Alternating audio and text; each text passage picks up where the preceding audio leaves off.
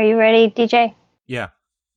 Okay, let's kick this off. Today is October 4th, 2023, and we are starting the DAO call. On stage, we have me, Jesse, David, and DJ.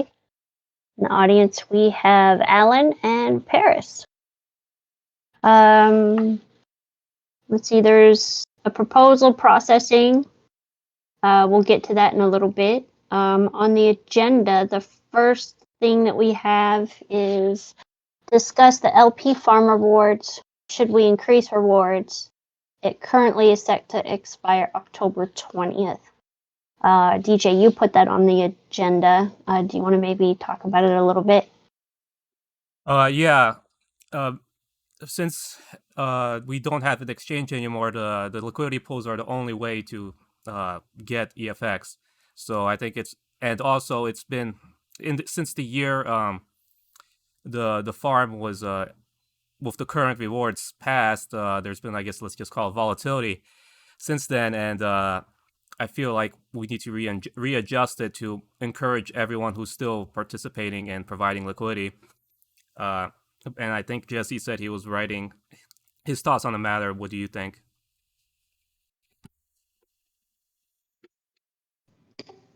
It's good that you brought it up. Yes, I was thinking about it because it's indeed expiring in a few weeks. So I think we should extend it. And yeah, the price is very it fluctuates a lot, and the price is a lot lower than when we did the last pool.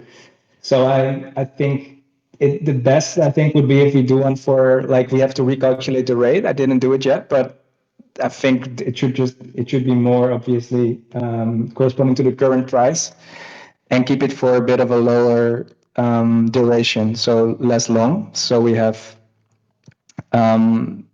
because the price is so much lower, I think it makes more sense. First, the EFX amount would be way higher if we need to do it for a long period of time. But I think it's nice to have the option to recalibrate it in a few months from now. Yeah, for the reason that the difference is so big than the last peg rate we had.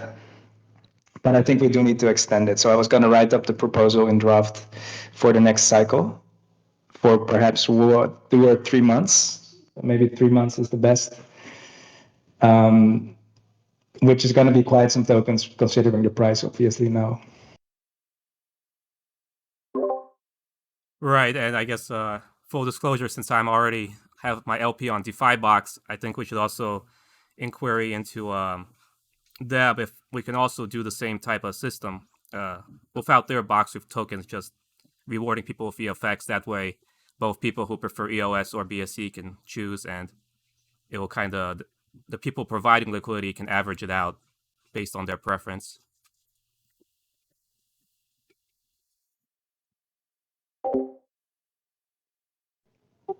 Yeah, exactly. It would also be nice to push more for the DeFi box liquidity, but I do think that the current liquidity provided on PancakeSwap is nice, and I don't think a lot of the liquidity providers would migrate to DeFi box. I think there's people that just prefer to have it there.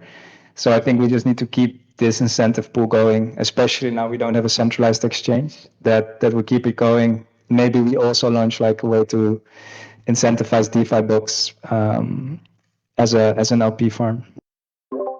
Yeah. The only reason I say it is I encourage some people to migrate to DeFi box, some of their funds, and I imagine once a more substantial reward, there's too much. There will be a lot of incentive to move everything to the Binance Smart Chain one, and so then our DeFi box pool would kind of deflate again.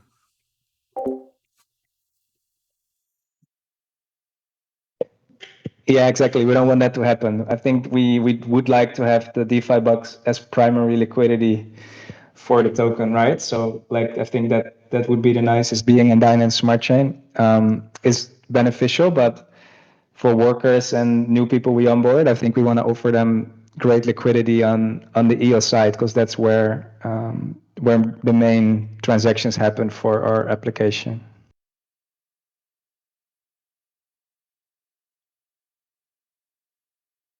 So we have to find the balance between getting the Binance Smart Chain incentives high enough that people provide liquidity, but we don't want everyone to migrate over. So that's perhaps a good one to to think about. But it should just be on, like, I think the reward should just be on par with what people used to get for the farm.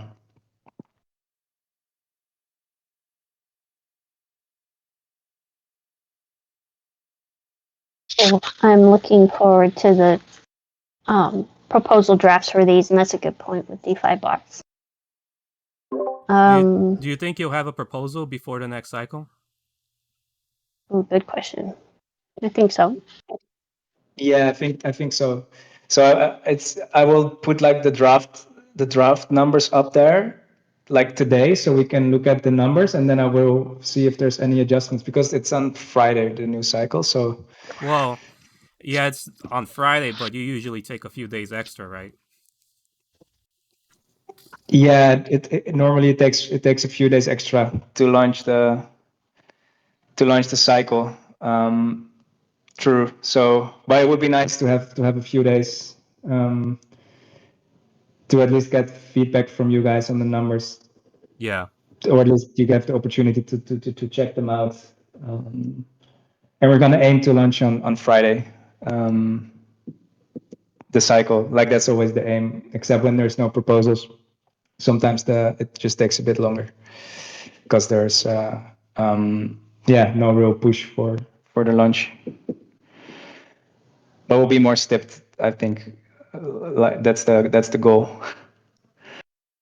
Yeah, Alan asks, why do you need to increase incentives? And my opinion is that now that we don't have a central exchange, we have to encourage people to provide liquidity, because that's the only way to get EFX now. And the original rewards were generated back when I think it was 2 cents, the number. So whatever formula was used to calculate that, I think needs to either be readjusted or figured out so that the reward is more alluring, I guess, in the current situation.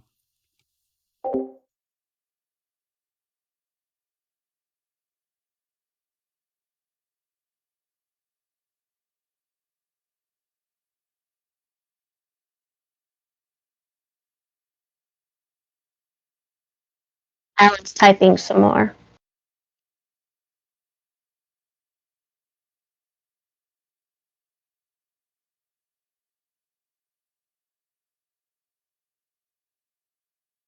He said, why do we need to increase incentives? It's all relatively to market conditions.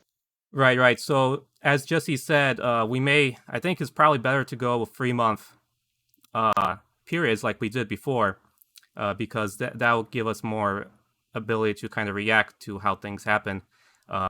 Like ideally, like we have like kind of some consistency, but I don't know. Like right now, it's kind of the volume is very low, right? So that can mean anything in regards to volatility.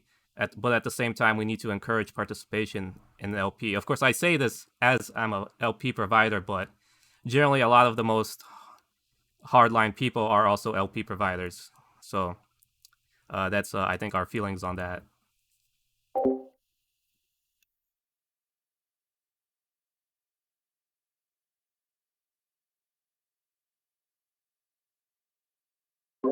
I think the only reason we did the primary reason we did a year is because we're always late with the quarterly reward proposals. We were always like taking like a month or like 2 weeks extra to get it done. So there are always these periods in between with 0 rewards.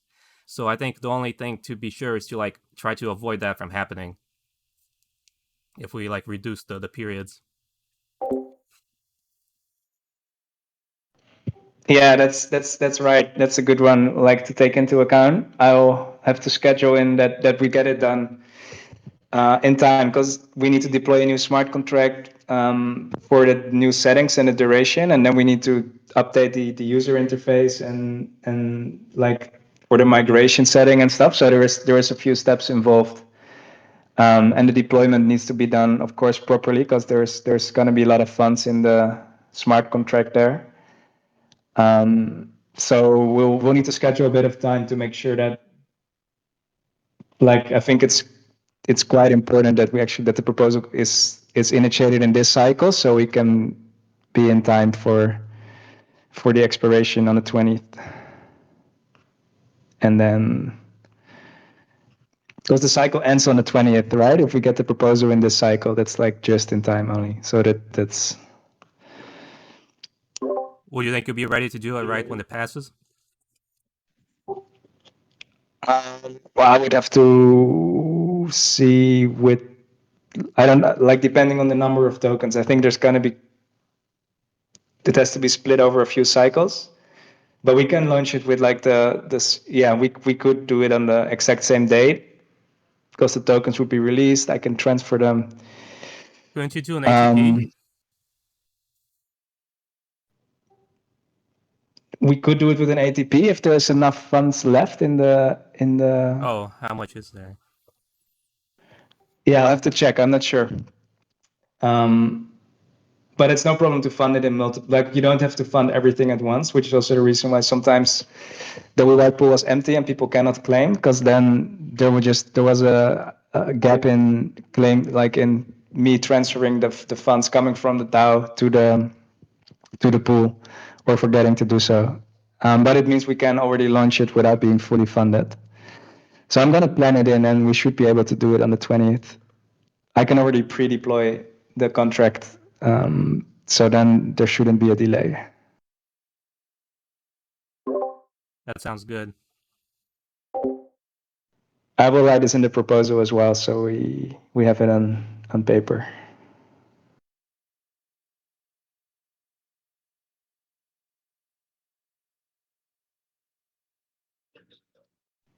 People will have to migrate, obviously. Like, when the new one is ready, they will have to migrate their LP to the new contract.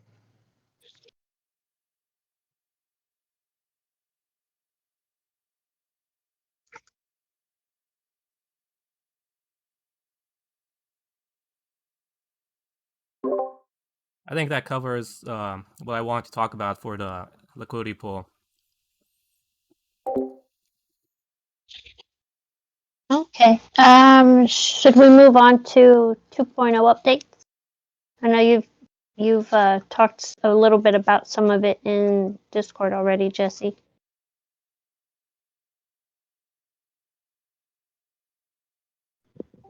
Yeah, of course. Like, we've been giving these updates, like in the DAO calls recently. So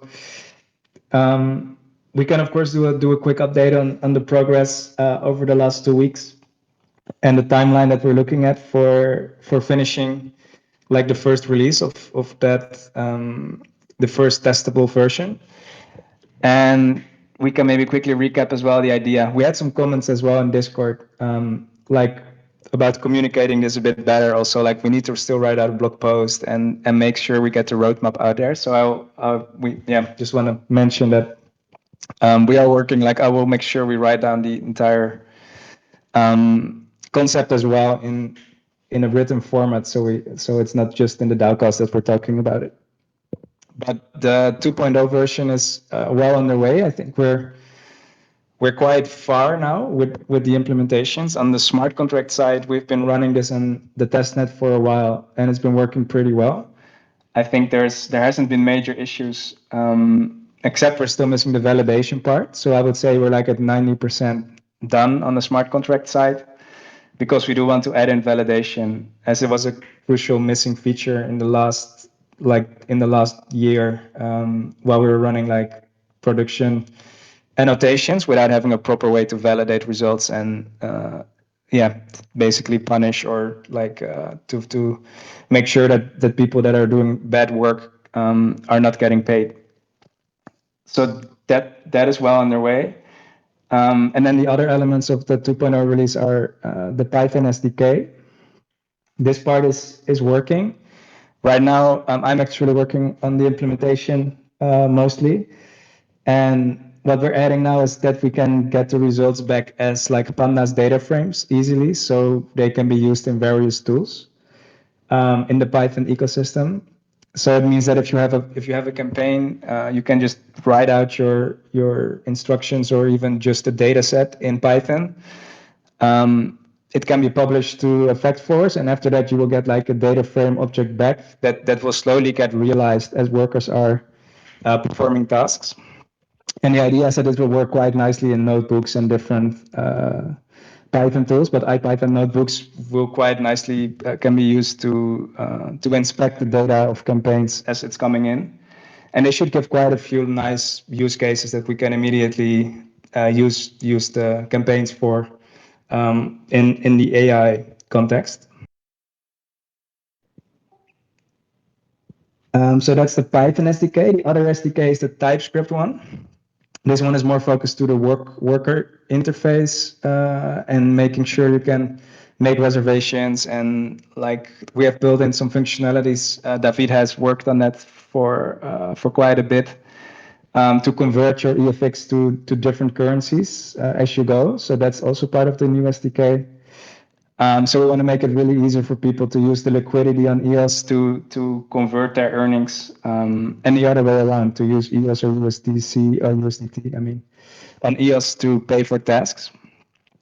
But that part is mostly working. So the main things we have to do still are finishing the user interface. David has been working on that. I've seen a demo already. There's the code is in GitHub, obviously. But that needs to still be finished, the user interface where you can perform tasks. Because of the SDK, this has become like a more lightweight, maintainable code base, which is very nice to work with now, because the smart contract is doing a lot of the difficult logic, and there's no necessity anymore for pulling in all the submissions from the blockchain. So that part still has to be finished. And another part that's also already on its way is the new relayer network. And DJ, I don't think we've discussed this yet, so it might be new for you, but we've been talking lately a lot on these calls and internally about pushing people and basically stimulating everyone to use an EOS account to work on the platform. In hindsight, when we look at like the Binance Smart Chain worker accounts that we've been supporting for a while, it made onboarding pretty easy, but it's kind of a less secure way and very not so compatible with the rest of the ecosystem. For example, Binance Smart Chain workers, they cannot be DAO members or they cannot stake their tokens. And to accomplish these things, it would be like really hard to implement. Like everything we're adding in that regard would be really hard. For example, just having NFT qualifications on a Binance Smart Chain account was pretty hard to implement. We did it, but it was kind of really tricky.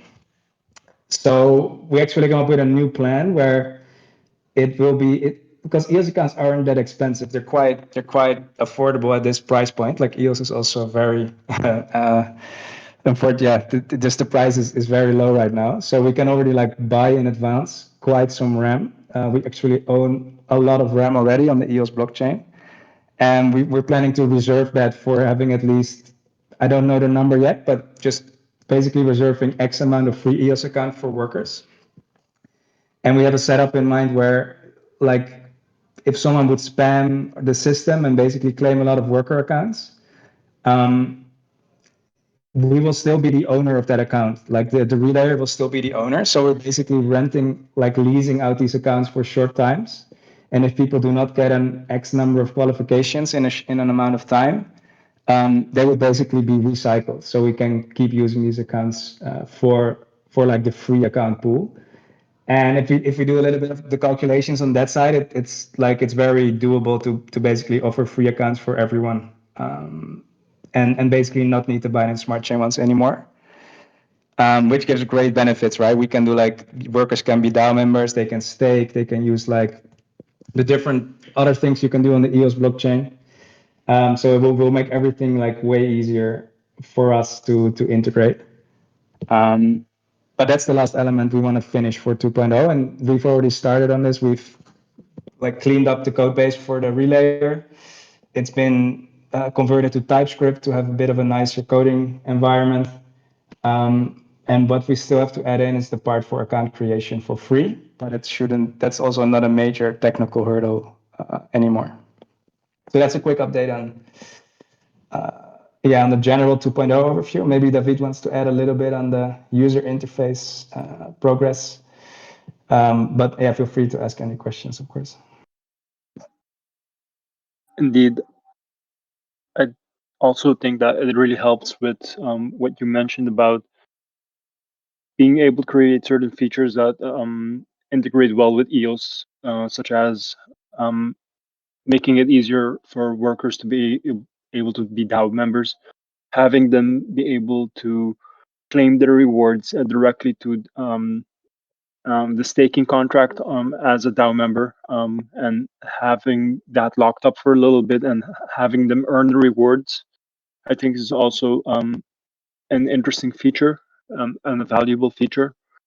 And having them also join the DAO and having the DAO be more active compared to what we have now. So and having swapping features as well directly baked in with DeFi box. We've been using Gray Masses Wharf Kit, and it's really fun, good to work with. Everything feels a lot more snappy compared to the old interface. So yeah, I feel like this is really the way forward to have a very simple worker interface that only caters to users and makes it easy for users to do tasks and earn the rewards and nothing else. Besides, having features in order to make it more valuable for workers. I think the easy onboarding for workers who like get in our platform, get established and stuff, and then they do feel the need, like they want to also help govern the network and have a say in, you know, how things are run, make it easier for them to join the DAO. So I'm really all in support and favor for these features. And then too, taking away the friction and the confusion, you know, with having to make an EOS account, just having that part of the blockchain stuff kind of in the background, you know, I think will help a lot too.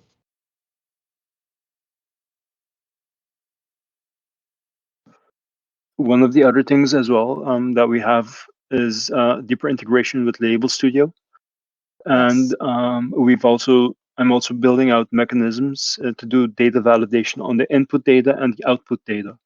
That should make sure that anytime new data gets loaded into Effect Network, it's actually correct data, and the output data is also what we expect it to be. And in that sense, that should also help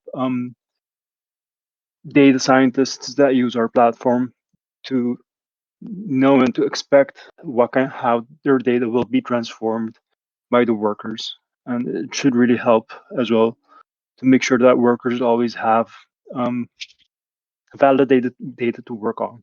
And we shouldn't have these issues anymore of weird tasks or tasks not loading anymore. That'll help a lot.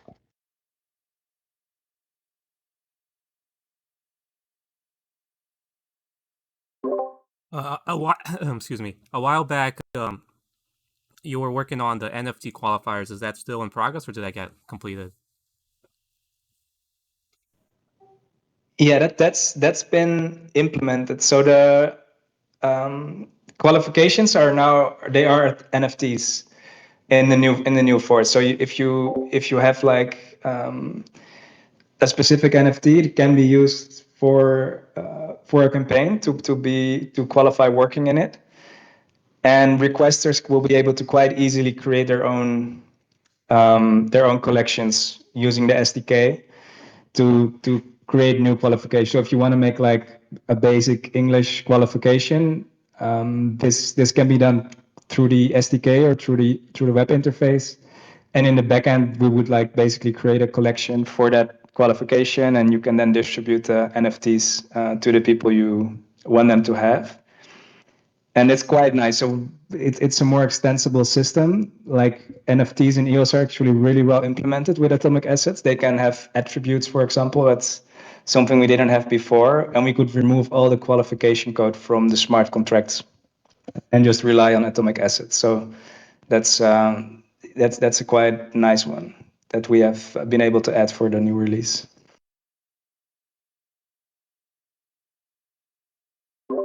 Great. And also, I remember, is there work on the mobile something? Yeah, we've made a lot of progress on the mobile app. We actually there's already sort of a demo that's running. It's I'm pretty excited about it. The interface is very intuitive. It's just a native app. It's built with React Native, so it has a real native feel, and it uses the same TypeScript SDK, and it's quite snappy, and it works like very user friendly. So the idea there is that it should be, I think, one of the most convenient ways for using Effect network, especially when it comes to account creation, signing transactions, and getting notifications for tasks you can work on. But it's the development there is going a bit slower, so I don't think it will be like a blocker for releasing the new updates, because we want to do that as soon as possible, and the app will probably not be ready. Like we'll probably have like a test flight or like a demo version circulating within the like that people can install on Android as an APK file. But we will push the release like on the app stores a bit later, because the development of the app is going a bit slower, as it's just that, yeah, in general takes a bit more time and effort. So then the idea is, in conjunction with the creating accounts for people could download the app and just work without having to worry about the crypto stuff. Exactly, yeah. So if they would make like download the app, they don't even need to enter an email or anything. They will just basically use their fingerprint or biometrics to log in, and there will be an account created for them, an EOS account, for free in the background, and they can start the onboarding process without even having to worry at all about private keys or anything. And they will earn crypto while doing so. So that should be a very smooth onboarding experience, especially for people that are not into crypto. Like all the difficulties we've had when we were onboarding translators for the Kraft Heinz translation tasks that were like those people were not into crypto at all. Like I think all of that will be sort of solved. And especially when we give them a clear path, like we've been already drafting a few guides on if you can quickly swap your EFX for USDT or EOS, and that like those tokens are supported by so many exchanges, you can almost fluently cash out your EFX more easy than before. So it should be really helpful, the native app, for getting the flow for new workers, maybe ex-MTurk workers, and just people that are into microtasking but are not into crypto. They should be capable to use the app straight away.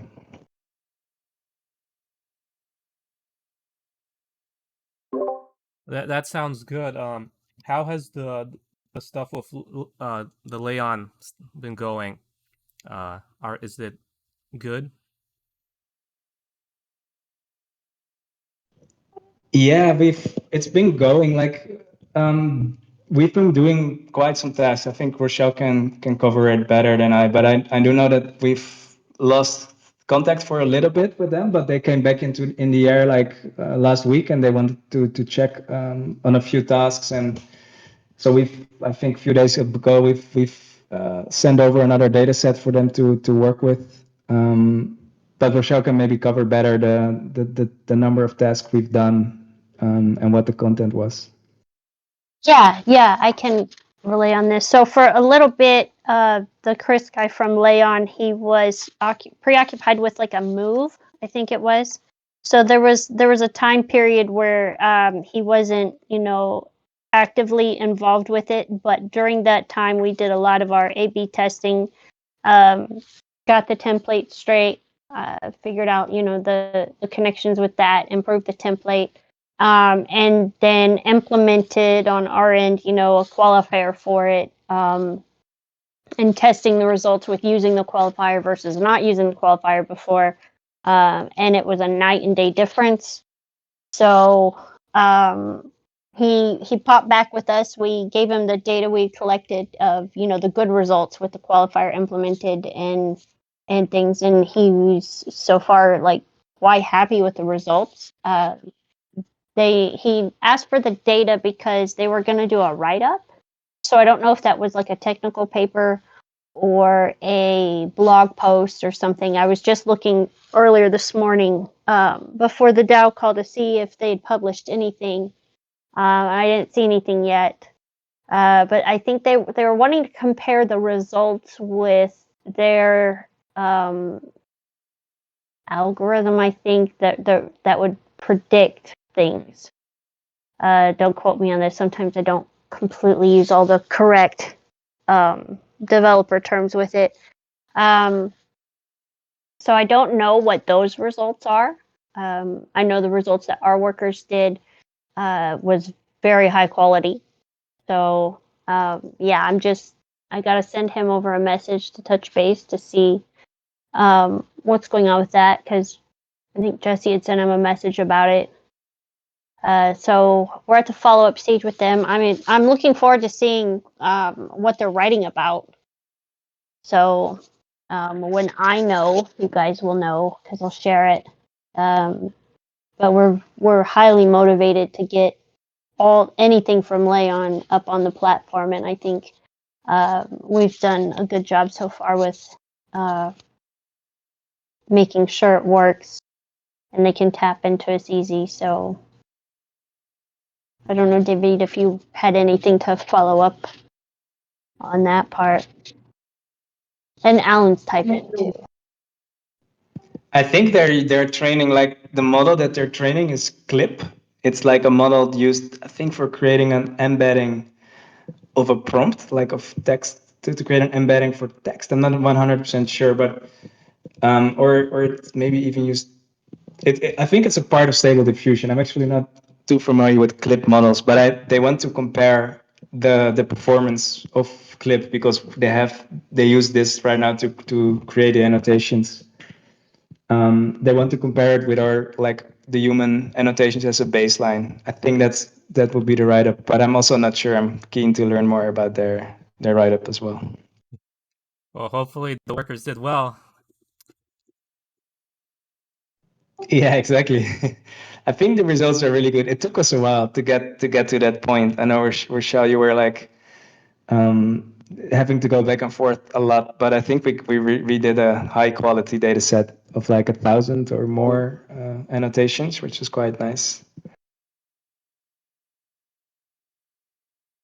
Indeed, it did take a while.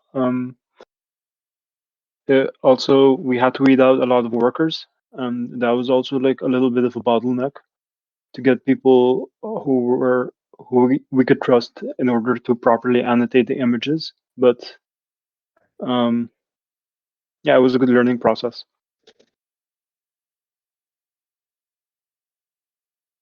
Yeah, that's a big thing. I was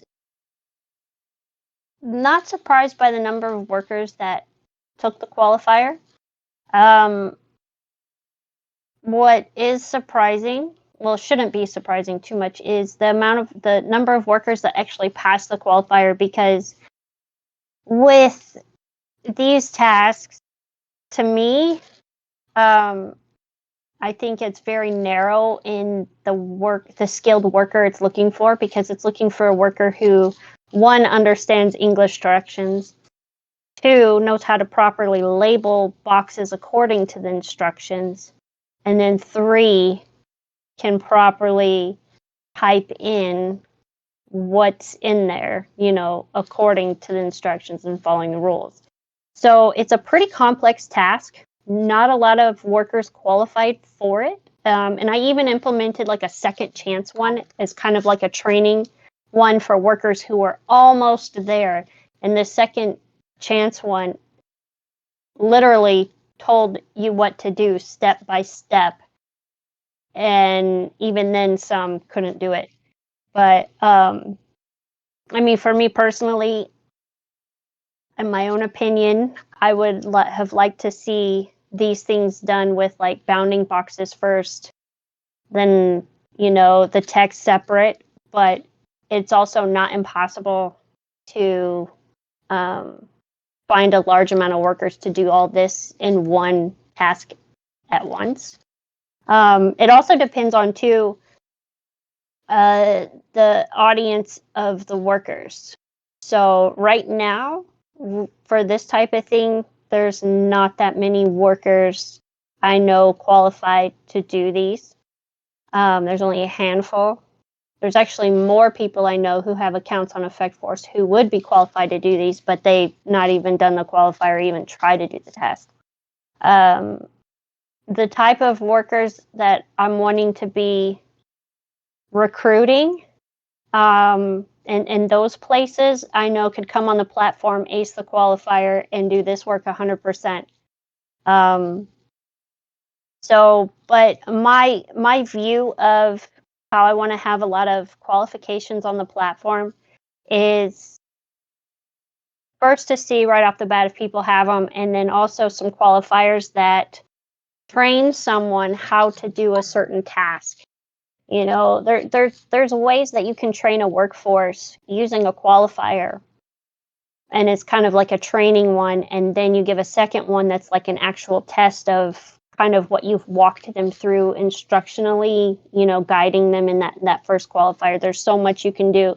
So this was just something quickly put together. But there's a lot of training qualifiers that I really want to implement as we go along, that will help, especially if like someone comes through and they have like a specialty task like this one. It's so easy to implement. And that's also what I want to do is requester outreach. Once we get the worker side of the platform going, the requester outreach, I plan on spending a lot of time helping them learn how to best utilize our workforce, to train them as quickly and efficiently and cost effectively as possible. Because that's the cool thing about this platform is companies can come in and quickly in a day have a training program to train people specifically on what they need done, and then they can just launch all the work they want to do. And there goes a big savings to them as far as hiring somebody to make a training program, guiding people through. It's so easy, incredibly easy to accomplish on our platform. So yeah, there's so much. I'm sorry, I'll stop. I could go on this for hours. And I know Jesse's time's very limited. He has to go about 45 after, and it's 38 after now. Right. I had so let's change topics real quick. The hackathon, has it been postponed, I guess, substantially because you'd like to finish 2.0? Yeah, that's right. So unfortunately, it has been postponed. We had wanted to do it way earlier. We were actually quite close to doing the hackathon. We had like Gabi had worked out a nice partnership with another company that wanted to actually with two other partners, and we were going to launch it together. So those were like the preparations, which it would have been a really good setup that way, as we would have like cross community traction, and there was like a really good use case attached to the collaboration. Like around publishing a data set, it would like Effect Network would be used specifically for creating the data sets by participants that would later on be used for other either enriched or used for other things. But then yeah, it unfortunately it fell through. There was like variety of reasons, but yeah, with the partners didn't didn't make it, and they didn't want to do a hackathon anymore. They were going for like a different direction. And at that point, we were kind of thinking if we do a hackathon now, like we thought it would be like the effort on our side would be quite big. And also, we were in the middle of doing the 2.0 release. So we called basically, we made a decision to wait for 2.0 to, to make sure we have all our effort, like our capacity focused on releasing that, and then having a really good reason for a hackathon, as there will be the Python SDK and mainly the Python SDK to work with as a hacker and building solutions around AI. So we're currently going for the first release of 2.0 and then organize the hackathon around that. So that's the main cause for the delay. Right, you mentioned you intend the Python SDK to be able to be run in the notebooks, right? Where they implement their machine learning code too. Yeah, exactly. Yeah. So with the Python SDK, it will be very easy to launch a campaign and get the data results back. Very similar, like it will feel very similar to the explorers in Kaggle and in Hugging Face, where you can see the data set come in. Like you can just have a IPython notebook or even a Google Colab kind of page where you can use Effect Network to source your data and incorporate it into different workflows people use. So do you think that will be the topic for the? So is Gabby like back to the drawing board right now, or looking for new partners? Yeah, yeah, she is. Yeah, she hasn't been in a few DAO calls. She was there once, maybe a while back. We will definitely motivate her to join again.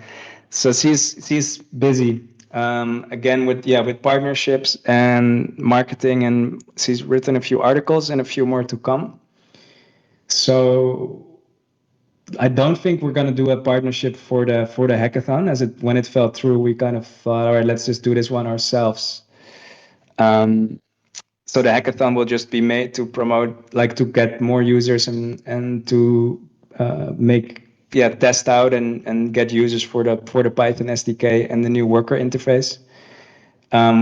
Hopefully hackathons will be more frequent after that, as the setup will still be with the intention to do it frequently. And Gabi will, she's right now the hackathon, the writing and all the preparations, the banners and everything are already there. So she's not like that. That part is already done, but she's mainly working on the regular marketing and business development tasks you were doing. Okay, so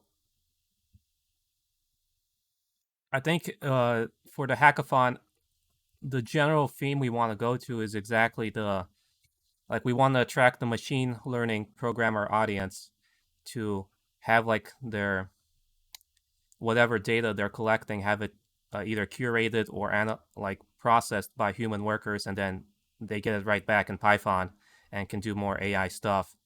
Um, maybe such as validating, like I think the what they're going for with Leon is they want to know like how frequently, like I wonder like if they're gonna have like AI do most of the work and then like as like a control check they'll have periodically human workers check it, because that's like kind of how like the assembly line works. Like you don't check every single widget, you only have the human check like every 500 or something to make sure the whole process is going smoothly. So stuff like that, I imagine, and having it all integrated in Python will definitely open up us to them. So really, the only issue would be kind of like getting our foot there and getting people to participate.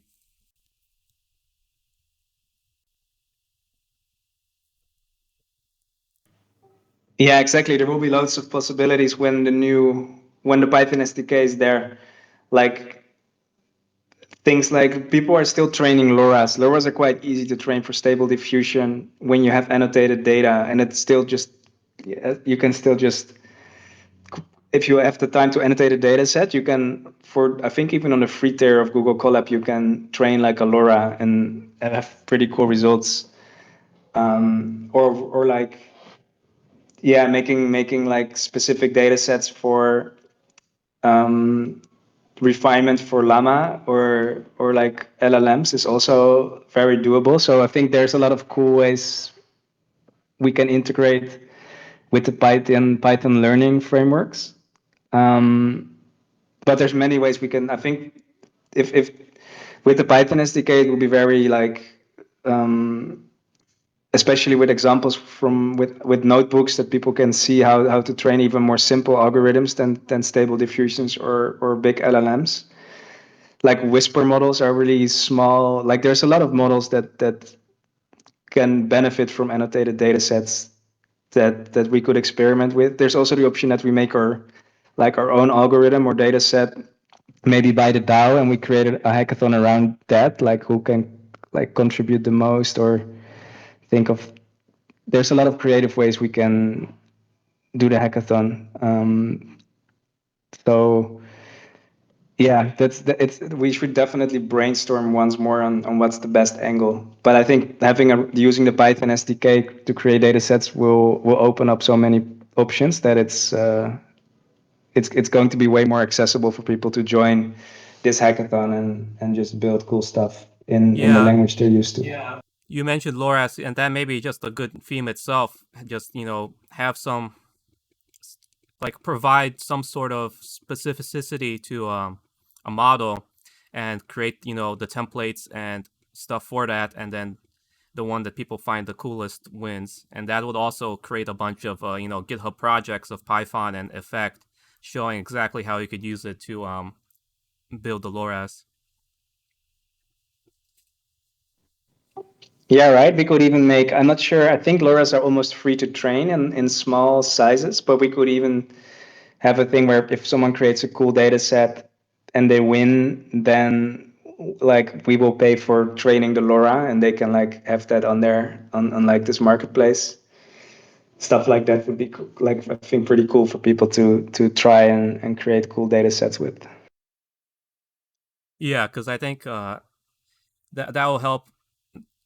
That will help generate open source code for requesters, who I guess the market will be looking for are people who, like, I still feel it's gonna be like kind of like researchers who have like these ideas, but they don't necessarily have the big money to kind of just go straight to Amazon Turk and get it all done, or like they're just like a one person researcher who has specific knowledge, but not necessarily everything in data collection. So of course, finding those people will be tricky, but I think with a hackathon, at the very least, putting out repos doing this type of stuff will help with exposure, and just showing that we can do these type of things.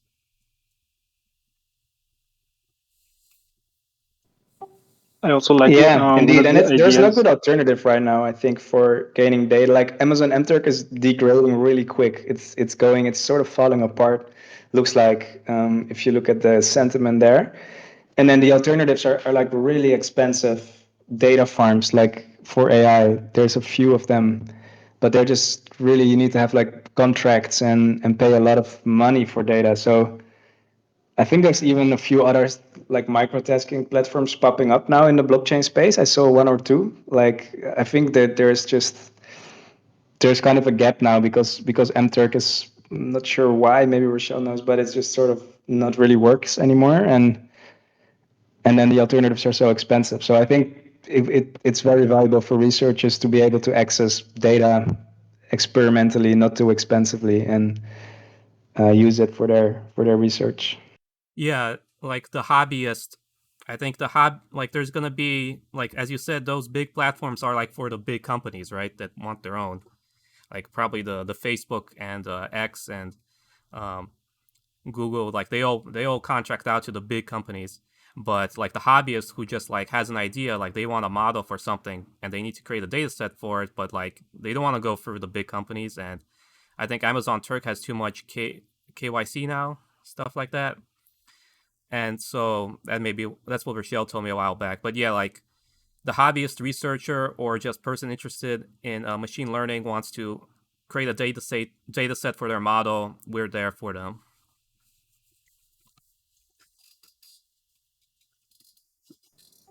Yeah, exactly.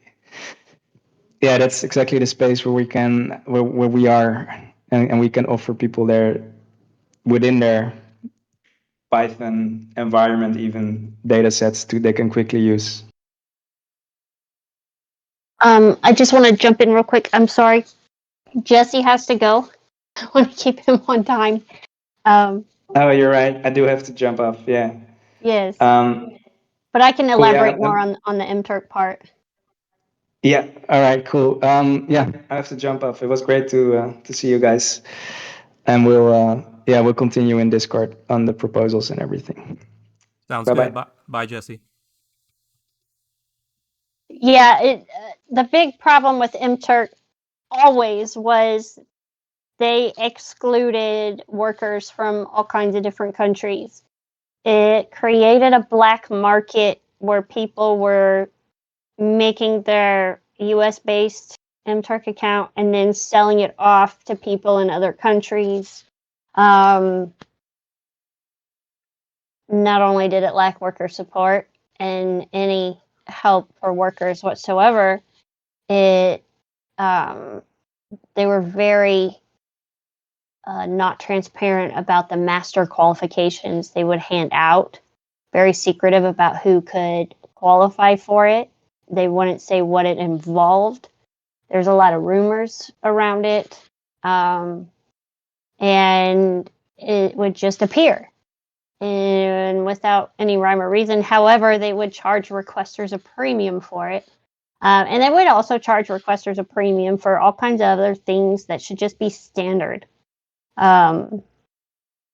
So late for a little while, they started getting in trouble because people were laundering money through their platform. And what they did was they started taking it out on requesters and workers. So they put in a lot of payment restrictions with workers. And also, too, in certain countries, if you were a worker, you couldn't get paid in fiat. You would get paid in gift cards, which is just insane because it was Amazon gift cards. So you could only buy stuff on there. Well, cool, but not all countries Amazon would ship to. So that whole thing, that's another tangent I could go on. Oh wow, even As France far as Zoom says you can't work. That's pretty. I mean, France is a big country that you wouldn't expect to be have trouble with Amazon Turk. So exactly. So yeah, there's so much wrong with that. Well, now what they started doing to take it out on requesters when the money laundering things started happening was you had to have a spending account that you would fund with your requester account. They made this big push for requesters to switch it over to an AWS account and move all the money in there. So there's, longtime requesters who consistently put work out for workers to do and I'm talking going back 7, 8, 9 years. We're moving tens of thousands of dollars over to their AWS account. They go to do tasks again like normal, and it says your funding account is zero. Well, they just had everybody move it over.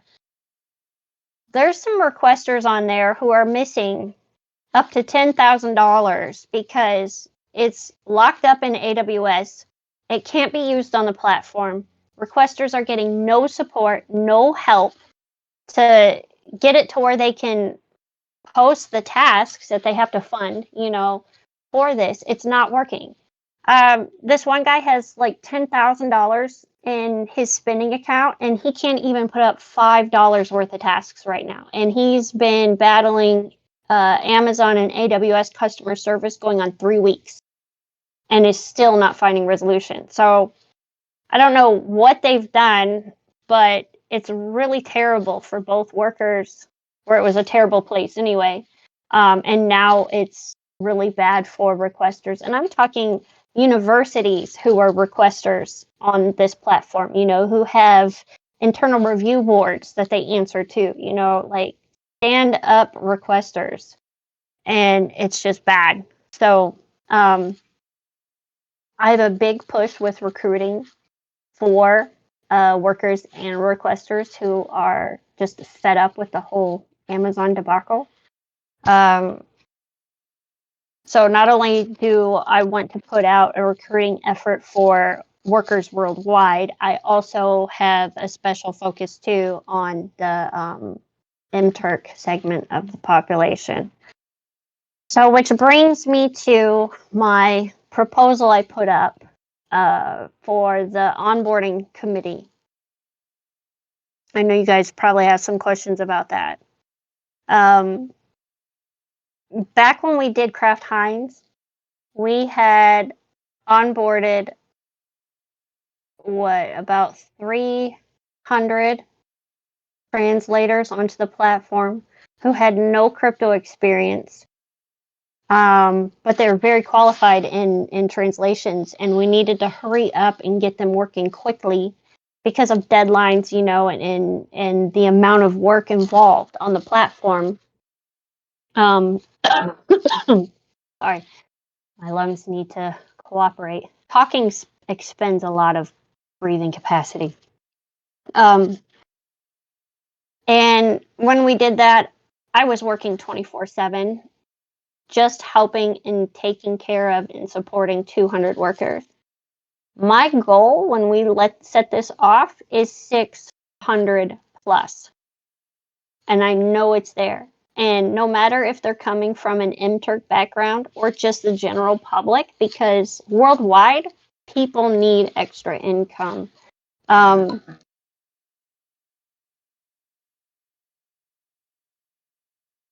crap. They need extra income, and so there's going to be crypto-focused people, and there's going to be just a ton of non-crypto-focused people. And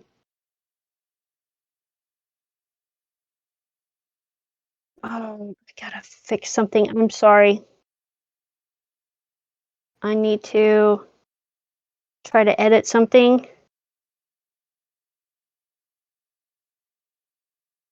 Oh my god. Give me 1 second. With having just a couple hundred people not familiar with crypto and getting them, one, used to our platform, then two, helping them figure out how to get paid, all the questions and stuff. I was working 24/7. Yeah, Paris remembers the KHMS era. Yes, Paris was one of the very first that we onboarded with this. So he was with me throughout the whole process. And look at it, he's stuck in. He kept on with the platform. He's now joined the DAO. He's a voting DAO member. Same with Miguel. Miguel's gone far too, because he started out doing tasks on Kraft Heinz, and now look. I really am going to need help onboarding so many people. Well, the issue though is we need, like, the more people, the faster they complete the tasks, and then for the most part, there's kind of just nothing to do, right? No, there's actually going to be a lot to do. There's going to be label box. There's yeah, you too. I'm sorry. See, there's hundreds and hundreds, and I'm trying to keep remembering everybody else at the same time. What I have planned is a lot of imagery tasks, label box tasks. I have surveys set up because a big part of MTurk is surveys. So we need to start having the survey templates and the demographic qualifiers, so people who run surveys can pop on our platform, say, I want workers from this demographic here to do this survey, or I want to survey these types of workers, with these things on this topic. So there's going to be a lot of survey stuff, image labeling. Would surveys all be kinds of things. all that reliable though? Just in as regards reliable. In demographics, I mean, like, couldn't you just do whatever? Yeah. Well, see, here's the thing on MTurk. You fill out your demographic things, and then they charge requesters sometimes 40 cents, anywhere from 10 cents up to 75 cents for whatever certain demographic they want. And there's no vetting of these workers on MTurk. So when people fill it out, here, what's your income level? And then you've got like 5 choices, Oh my God. I hope nobody heard me in that. Sorry, I have multiple devices going on at the same time. Workers can lie, so it's no different than on mTurk. Well, that yeah, I guess that doesn't really kind of improve the survey validity in my opinion, but though I think it could, like, for example. Like there's a requester on mTurk it's called like user testing, and they test out apps. So they pay mTurk a premium to only let workers who use Android-based devices or Apple-based devices, to do their task, because their task is where you open up the task and within the window. Oh my god! What the hell? Close all apps. Twitter is spying on me. I'm sorry. I'm gonna restart my phone. Apologize if you heard that. No, it's Jesse's thing he's got going on right now. And then they pay a premium for it. Of course, the user, you'll know right away if they're testing out this app, their operating system, if they're really using it or not. But yeah, I mean, there's always the possibility a user is cheating and lying on a task. That's with any platform. Well, no, I mean, yes, but I don't know. I'm just kind of skeptical of surveys because, with a survey, there's no way to objectively prove, because it's based on only things they know, right? Like, for example, with the image recognition, like, someone could also check it, and if you got, like, 10 people checking it, eventually, some of them would be honest, and or even if not honest, like, it's usually easy to see the patterns in someone doing just random stuff and someone actually trying. And you could always have like honeypot, like, you can have honeypot tasks, that the answer. So if people just do something random, they're automating things. So yeah, and those are like attention checks, things you'd like put in your survey. When I'm talking survey, I'm talking about a lot of polling places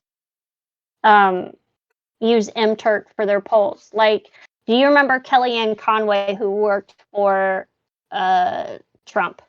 She had a company called the Polling Company, and they would run surveys on mTurk about, of course, Donald Trump, and they would ask all these questions, and they'd get you to answer a certain way, and then they would take that data and then produce articles and press releases about it. Of course, it's not scientifically good, because what's that called, where we keep doing research and trials until we get the data we want?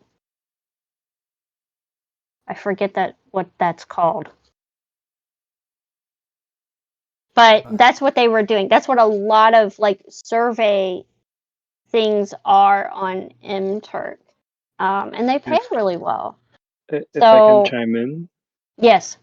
I also have doubts about how valuable survey work is, but it does sound like there is a lot of it going around. And in that sense, if we can then capture a little bit of that market and those requesters get some survey tasks onto the platform, and just, even though they might not be very valuable, and the data that they produce, it'll still be good in the sense of there will be tasks for workers. So in that sense, I do think we should.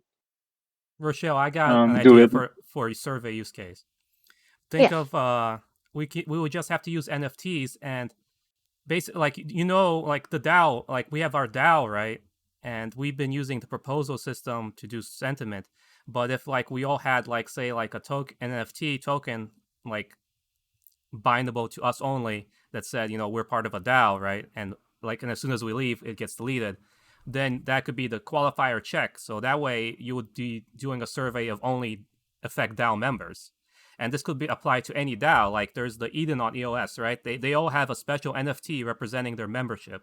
And so if you make that the qualifier, then you're no longer just doing random people. You're doing specific people who have, like, a specific unique NFT.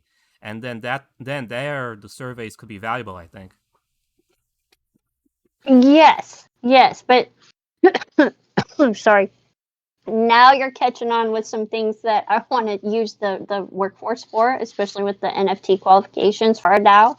Because then like these sentiment proposals we have where we got to wait like 2 weeks or whatever, we could easily get sentiment on things like right away. Yeah. So yeah, I think with surveys we just have to like if you're self-identifying just by itself, I don't think it will be very valuable because it's so like there's definitely bots and stuff. But if there is like you have to be a member of some group and you prove it through NFT ownership, then I think it could be very valuable. Exactly. And then too, on top, like with surveys, requesters can design their survey however they want. So they could use the qualifications that are existing that have all these different demographic ones, or they could just ask it themselves in the survey itself, and aggregate the data that way. That ends up being a lot of what these survey requesters do on MTurk because they don't want to pay the premium. But on our platform, all of it will be free. The only problem is you will just need to figure out how to do this on Binance Smart Chain, the verifying the NFTs, because there's a lot more NFT collection groups there than on EOS. Yeah. So, I do pass up on that, but if we're for now by focusing on EOS and EOS NFTs and atomic assets, I think we should be able to come pretty far. We can mint tokens at the moment when the task is submitted or the survey is submitted by a user, or so it does open up more features, and it makes it more easier for us to integrate these kinds of features. Yeah, but so going back to the other types of tasks, so you think with the Leon we'll have a consistent set of tasks? I think so. Chris is really, really motivated to have a lot done on our platform. And what David and Jesse and I are looking into is all the things that we could create as far as templates and use the SDK for is basically anything we can find on Hugging Face. It can go right into our network. Right, David? Yeah. I'm still convinced that at the beginning we would need to pay for some of the tasks ourselves, but at a certain point we can demonstrate that okay, what we have is decent and that it's worth paying for, and that they'll want to start taking it over as well. Well, but I think for now, I do think we need to subsidize it. In the current moment, so with your plan to outreach, I think it's kind of late now, but I think with Pomelo that'll be another way to source some funding, because if the goal is explicitly to get people signed up and they're using EOS accounts, I think that's like and it's building like a public good data set. I think that's something that can fund the AI research. So like for example, because I know Leon is like they're funded on donations, right? They're not a big company, right? They just do research. So it's like a lot of volunteer type stuff. So with them, I was thinking like the exposure is like the best benefit we get because we show that we're this use case is there. Yeah, definitely. The only thing I worry about with Pomelo is, they don't want to fund anybody who's had like their token sale or something, and it has to be for like the good and like the EOS community, which I mean, this does trickle over. David David submitted his grant, which it was late, but it passed muster. He like basically as long as not. It could be like on behalf of Chris, for example, we do it. Oh, okay. Like if it's just an individual, like it's just like the effect team can't do it, but individual projects are fine.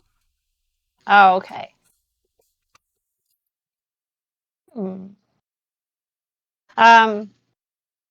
Yeah, but getting back to the point, part of when we launch this, workers will have a ton of qualifiers to do, a ton of tasks to do, and a ton of tasks regularly to do, because that's how you know, get them to the platform. Workers aren't going to come to a platform that's empty. You keep them on the platform, and then that also helps when we do the quote unquote requester onboarding, where they come in and they see, oh, stuff's getting done and things. So we got a lot cooking to do. We're actually going to fund a lot of these tasks on our side initially, and things get all this going. But yeah, I'm not worried about the test at all. So that's why doing all this stuff on top of the worker onboarding and care with that. That's why I put out this proposal, because I have it planned out, like all the things people are going to need. The responses, the help, with this and that, pointing them to these links, these guides, all this stuff written up. I need other people to also help me give this stuff to the workers, point them in this direction, help them with that. And just the couple hundred workers with Kraft Heinz before was crazy. And I'm expecting it to be bigger this time around. I'm designing it to be bigger this time around, and so is the rest of the team. And I see that as a great opportunity for the DAO to also help pitch in actively. And I don't think that can happen without a monetary incentive. So that's why I proposed the couple hundred a month. That can also be changed by proposal. But so far, I saw the sentiment pass. There was only 2 no votes. What do you guys think about this? What do you think about it, EJ? Yeah, I think it's good to have a structure in place to incentivize participation. And I think though the I don't think I'd be able to help too much in attracting workers. So hopefully you have already some people in mind that you like to get on board being the committee. Yeah, I have a few people in mind. Obviously, since this is going to be a let's support workers, I really want some current workers who've been through that experience, who have the availability to help me with this and who want to. So I'm already thinking a couple people, Paris and Miguel, because they remember what it was like when they first came on the platform and had this stuff to do. And I know they have the availability to help, and I know they're very interested. So then, how will the process work? Do you expect it to be like kind of like the positions we have now, where people just kind of invoice, after a certain amount of time, they, like they give a summary of what they've done and then ask for, the EFX? No, how it would work would be like an ATP. So Jesse and I talked about it. It would be like something where when I put the actual proposal, because this past one was sentiment, when I put the actual proposal through and I have the named people, and the EOS accounts that they use in the DAO, and on the proposal, like it sets an ATP where it'll automatically pay them out by ATP, and then us high guards have to like approve it. So I think that's like kind of the best way to do it. Can you do that, David? Like send to like multiple accounts simultaneously? I think you can, right? I think so. Yeah. Yeah, that's how you originally You could distributed do that. that. Indeed. Yeah, you can make 2 actions in 1 transaction. That's possible.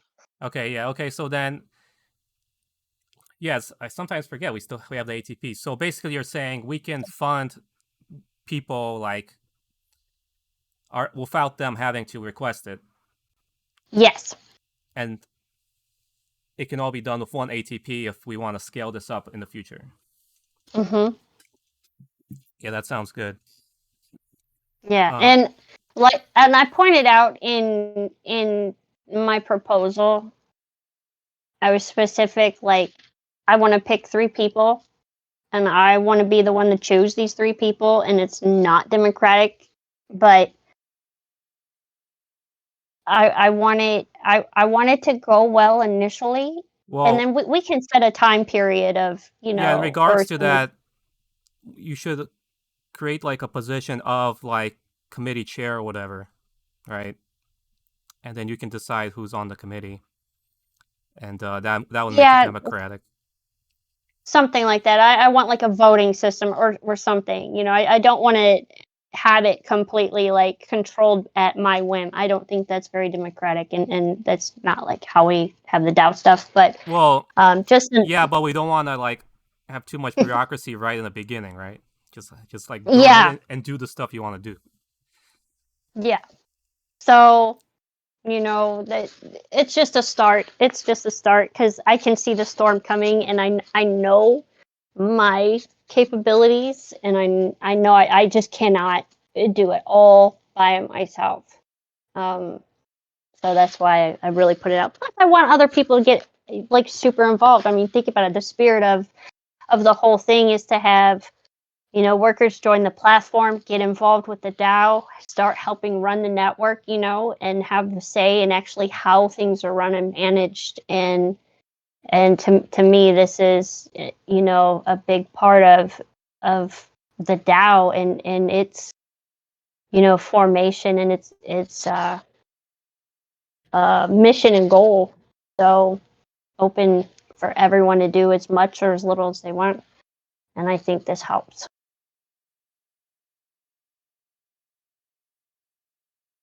But should we? What about the other committees? They don't seem to be getting much action.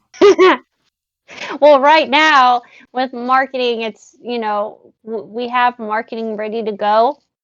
It's just waiting for this 2.0 stuff to be released because done are the days of, hey, come check us out. We can do all this. Well, can you? Because right now this isn't ready or that's not, So this stuff's almost done. Then we can do our marketing campaign that everyone's waiting for.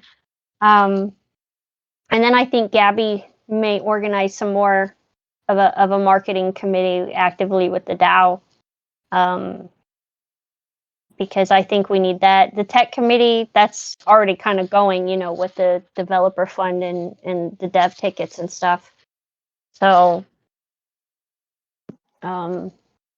indeed, this would be like platform committee, my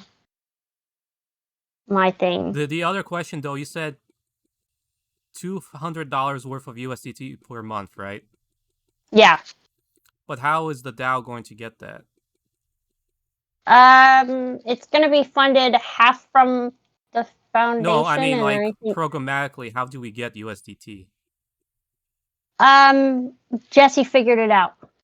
I know Jesse knows how to do that. Is he gonna do like an ATP through DeFiBox or something? I think so. I think because I asked him before I posted this live, like what tokens can we use to get paid for ATP proposals and stuff, and it was the EFX, EOS, and USDT. All right, so that's of the current one it has. So yeah, we still need to get it somehow through an ATP. Something. Indeed, I think we'll swap it at the moment with the EFX that we have. So then it'll swap with the EFX EOS pool and then swap with the EOS USDT pool. Yes. So then that shows that the just another reason why to probably get rewards going for the DeFiBox, since it's like kind of, I guess, necessary for this type of transaction. And we don't want it to have too much what do you call it? Slippage. Yeah. Absolutely. Yeah, I'm also I've also built out functions into the SDK to swap EFX for workers as well. So we should think about adding a lot of liquidity to the pool soon before we start swapping in it. Rochelle, a couple of months back, you said you were in contact with exchanges and stuff. Like, is there progress on that front? Like, I guess I know you're limited to what you can say, but would you call like what's happened since then progress? Uh, right now, of course, like tons of exchanges started contacting us, and we're looking at their things, and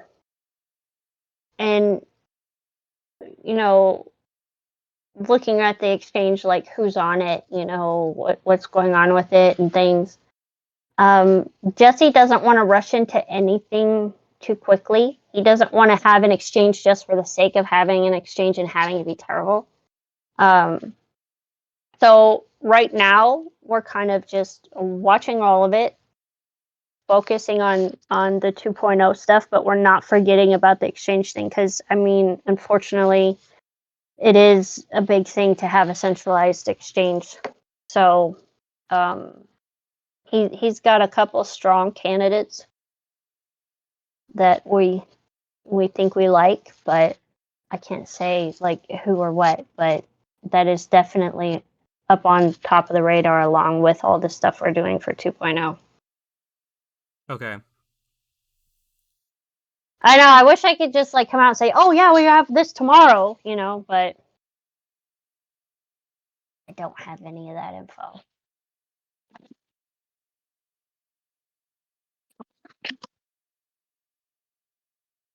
I want one that I could use here in the US. That would be nice. Yeah, because it seems like with the goal is the app that's like one stop and it gives them like USDT, so they don't even have to worry about the EFX side.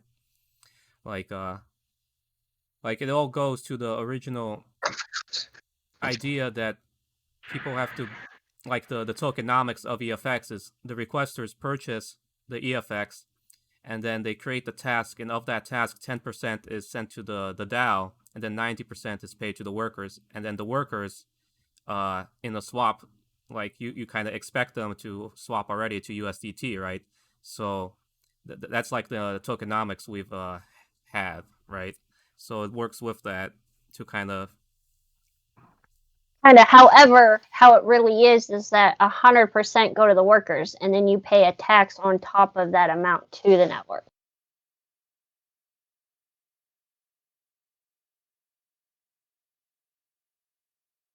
well, sorta, but that's not like how taxes work completely, Because right, David, it's on that effect socials thing. Maybe It's maybe off. programmatically, I mean. Yeah. Like for There's example, like if you get taxed, like it's kind of like payroll tax in the US, like some of it they would have paid you more and some of it they wouldn't have. No. it is included every time you make a batch. I'm not completely sure how Jesse programmed it with the new version of the smart contracts, but I assume he took over that model from what we had previously. Oh wait, so what's the new thing again? 100% will always go to the worker. It's just the requester pays a percentage on top of what they send over to the workers as network fees. Well, yeah, but if they only have a budget for $100, they're not gonna give them $100. They're gonna give them 90 and then pay the rest for the fee. So it's like it kind of. Well, I don't want to like talk about this part because it's kind of like just a different thing. Yeah. No, the number one thing is that the workers will never be paid less just to cover a network fee. Like if I add one task that's worth $1, I'm paying $1 to the worker and like 10 cents to the network. Right, but that's just programmatically. If they have a limited budget, then the worker will get Then they paid just less. post less tasks. Yeah, so like, but that's like unavoidable. Like it's like you can't avoid it. So Yeah. I mean, we can't control what requesters do with their budget and how they divvy their work up. But however, the one thing that's super important is that the platform itself never takes worker compensation from workers. That's yeah, like the we big can leave that no-no. to the governments. We can leave that to Amazon and other platforms because let me tell you, that will never happen on this one or I will up and quit. So, I do have one exciting update.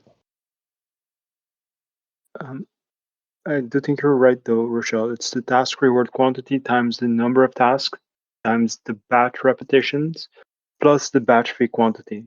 So, Yes. yeah, you're right. And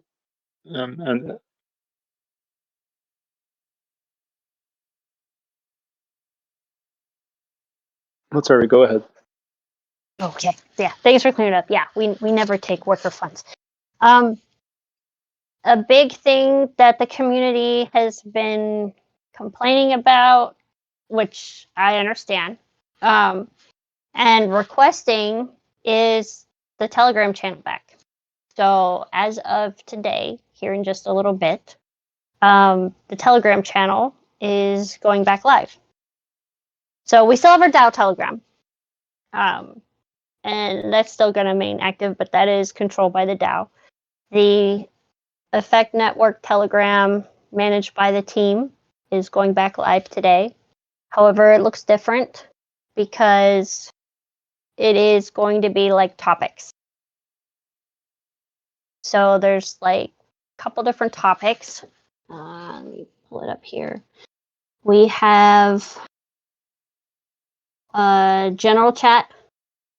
That's a topic. So in there, it's kind of like an area where we just talk about anything. There's a news and updates one. And that's where we're going to be putting, as a team, a lot of updates and info in. Also, like how we'll do in Discord, but a lot of news and updates instantly in the news and updates topic. Then there's going to be like an important links one, or we're going to have links to anything and everything. And then a topic about like effect force. And with the topic of effect force in the worker recruitment, I have created a effect force worker only Telegram and Slack.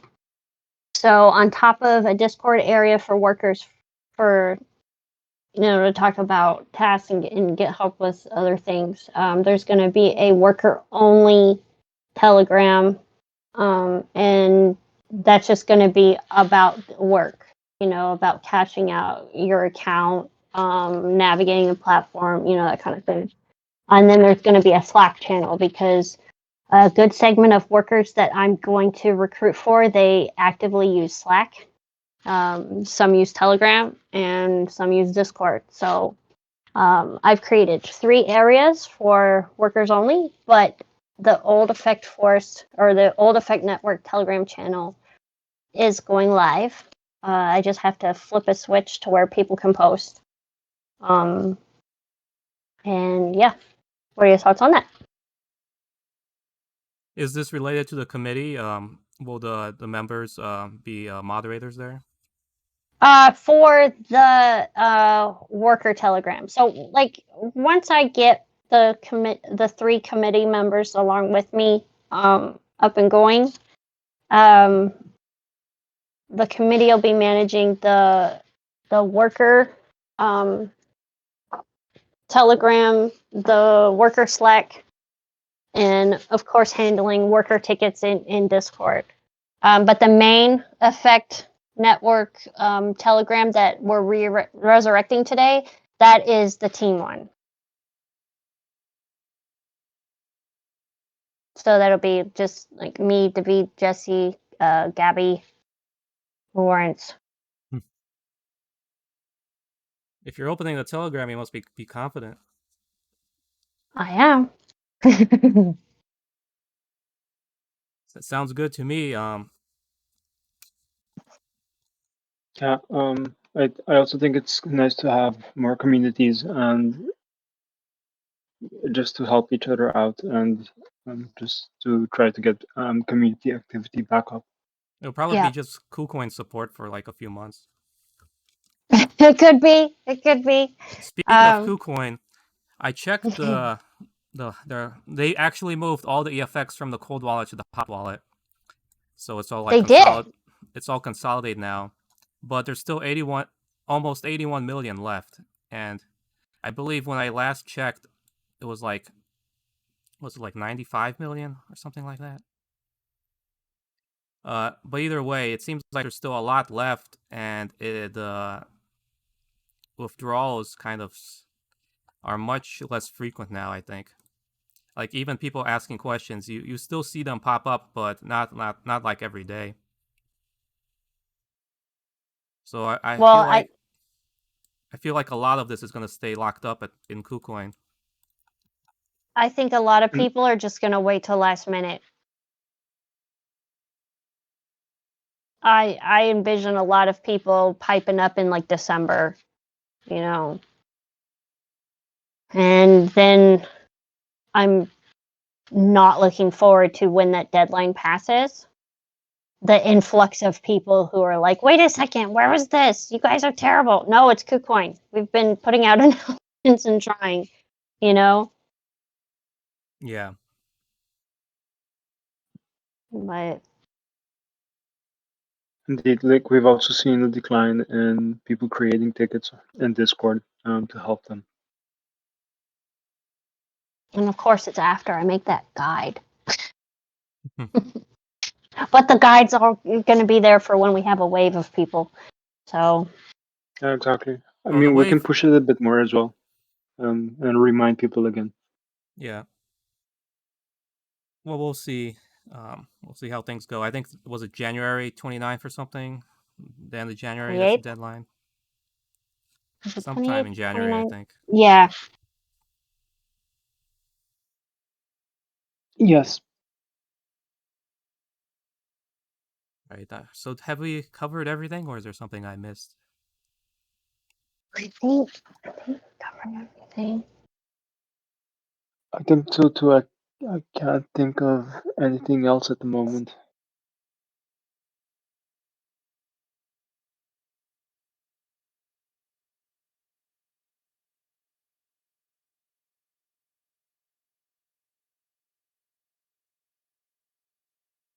And I guess let's wrap up this DAO call. Yeah, sounds good to me.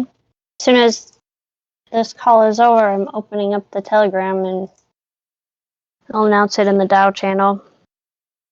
But I'm not going to promote the worker Telegram quite yet because just building it and stuff, and we don't have the committee like selected and like approved yet. So Are you gonna want to integrate the task alerts there? I think so. I think we'll integrate the task alerts in the worker one. I mean, that makes sense. Or do you want to I didn't have that. just stay the channel it is right now? I didn't have that.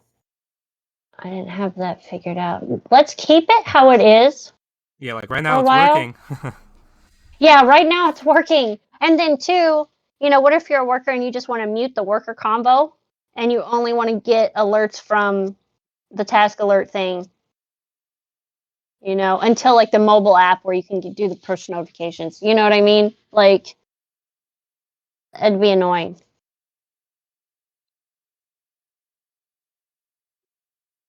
Do we have numbers on? Maybe one thing for your survey would be to see how many people use the alerts. Yeah. I wonder like how many workers use them. But it's good. They're also useful just to keep track of the completion because it tells That's you what if I do. Is this batch done? Do I need to load another one? I use it to monitor the batches. So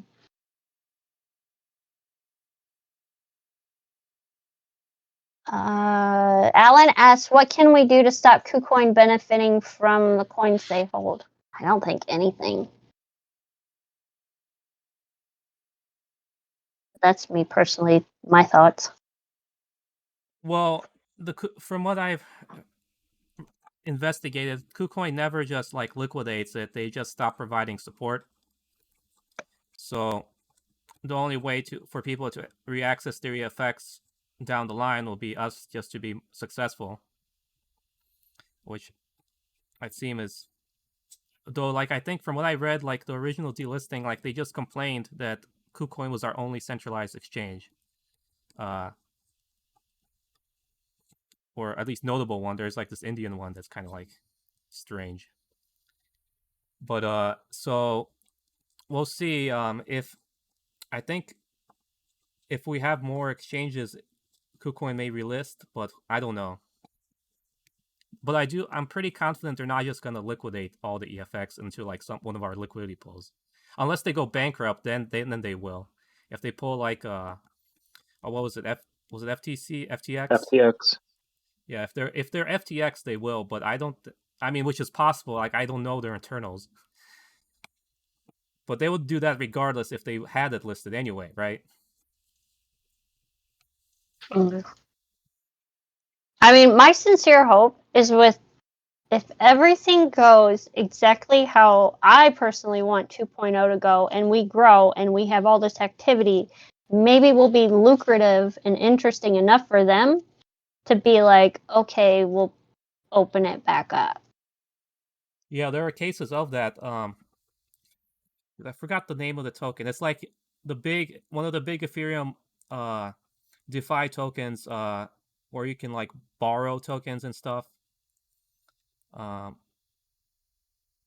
let's just say that one of those tokens was like this obscure like token that nobody really knew about, and then the KuCoin delisted them, and then like 2 years later, they released them because they were much more successful. So like, there's precedent for that type of stuff. So. But were they low cap like us though? Yeah, I think. Well, no, they got much bigger cap. That's when they got relisted. I think what happens is they, like a lot of people on KuCoin probably just like gave up, but like if there's like a big cap, suddenly they're all going to be start hounding them in support emails, and it's going to be like, oh, it's cost so much to deal with support. Why don't we just relist these guys? That's probably what happens. Like, because it's all like probably a money thing. Like, we spend too much with these guys. Let's just cut them. Like, they do that type of stuff. Management. Like, they don't really care. Like it's how they can like fire hundreds of people. They don't really care about performance. They're like, we just need to save this amount of money, so we just do it. Yeah, we'll see. But so it's not impossible to get relisted back on the KuCoin. That's yeah, it's not impossible. Thinking. Oh. And it's hard to say like what we could really realistically do. Like, I think we're too unknown. Well, no, if the only backup I'd say is if in the case that FTX goes, I mean not if in the case KuCoin goes bankrupt, and they're gonna liquidate all their holdings, including EFX. EOS has the block producers, right? And they have a system in place to report like fraud, like big hacks can be reversed. So if that's the case, because this would like strictly speaking, right now they're stopping service, which is bad enough. But if they sell it, they're basically stealing the EFX from all those other people, right? And it's only because like the terms of service says they can, but like strictly speaking, it's stealing when you're like taking everything and selling it. So potentially the transaction could be reversed and then it's frozen if we go to like the block producers on EOS. So like I think that would be like the only backup we would have if they actually want to do something like that. They would only be able to. We can potentially. Go ahead. We can potentially update the token contract. But Can you? I I also thought feel it's like that's a bad locked. precedent. Isn't the EFX token contract locked though? Oh, okay. I didn't know that. I didn't know that Jesse already had locked it in the past. Could be. Yeah, I'm pretty sure it is. It's renounced. Yeah. Yeah, so we'd have to go up to the EOS and ask them, and maybe they'll help. I mean, I hope so. I don't know. Probably. We just got to get big in the meantime, and then that way, Yeah. should that happen, EOS would be incentivized Yeah, to exactly. If we're have our like back. if we weren't the microcap, they will be more interested in stopping that. But then again, if we're a microcap, no one's gonna like. I don't think even their liquidity, like their bankruptcy liquidation team, wouldn't like go through the effort of getting like, I don't know, like, because it's a liquidity pool. Even if they dumped everything, at best they get is like maybe $30,000 or something. I don't know. Like, will they really do that? Like I think the revenues are like in the billions. Yeah, I don't know. It'll probably be just lost and forgotten. I would like to see us on Kraken and Coinbase, but that's just me.